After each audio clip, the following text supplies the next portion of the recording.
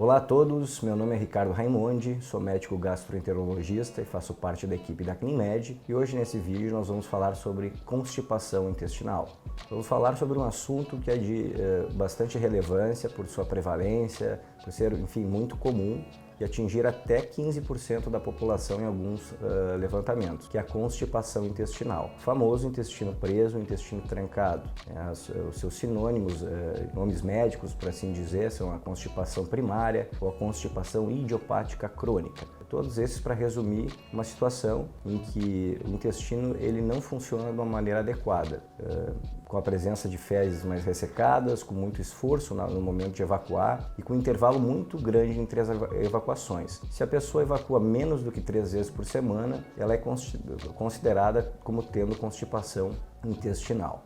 A constipação, na maioria das vezes, ela é chamada constipação primária, ou seja, ela não é secundária, não é consequência de outras patologias ou de uso de alguma medicação, por exemplo. A pessoa ela é constipada porque, enfim, essa é a condição dela. Pode trazer bastante desconforto, bastante perda de qualidade de vida, mas hoje em dia nós temos inúmeros tratamentos a serem oferecidos, podem trazer uma melhora substancial no quadro, até com a normalização do hábito intestinal, que é o grande objetivo. Existem causas também de constipação secundária, como por exemplo, a pessoa começa a tomar uma medicação para pressão alta e ela fica com o intestino trancado por estar usando essa medicação. Esse tipo de situação, muitas vezes o paciente ele não se dá conta que aquilo é a causa do problema. Por isso que é muito importante, se você tem uma situação como essa, vir à consulta para conversar, para o médico fazer uma anamnese adequada, uma entrevista adequada, para tentar identificar, para entender se você tem uma constipação que é uma constipação primária ou se pode haver uma causa mais evidente do problema. Em relação ao tratamento da constipação,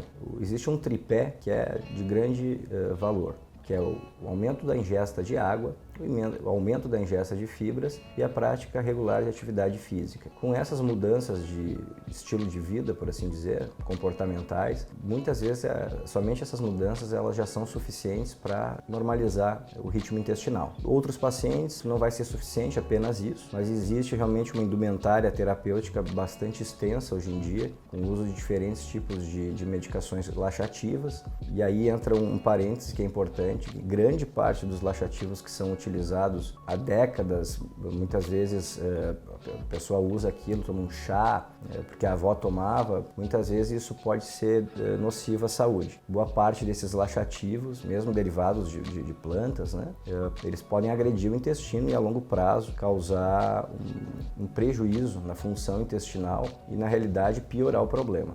Em alguns pacientes eles ficam realmente dependentes do uso desses laxativos e se cria uma situação que é de difícil contorno. Por isso que é sempre muito importante, se a pessoa tem uma situação dessas crônica, vir à consulta, conversar, fazer uma avaliação adequada. Muitas vezes só com a conversa, com exames mais básicos, exames laboratoriais, isso já é suficiente para a gente entender o problema e tratar o problema. Não, na maioria das vezes não existe nenhuma necessidade de investigações mais invasivas. Então, se você apresenta a situação de estar constipado, de estar trazendo perda na sua qualidade de vida, é fundamental que procure um médico, fazer uma avaliação adequada, muitas vezes apenas com a anamnese, com a conversa, com a entrevista, com o exame físico, alguns exames mais básicos, já se tem uma ideia bastante exata do que está acontecendo, mas procure o médico, não deixe de procurar assistência. Se você gostou do vídeo, deixe sua curtida, qualquer dúvida, escreva nos comentários e estamos sempre à disposição para conversar.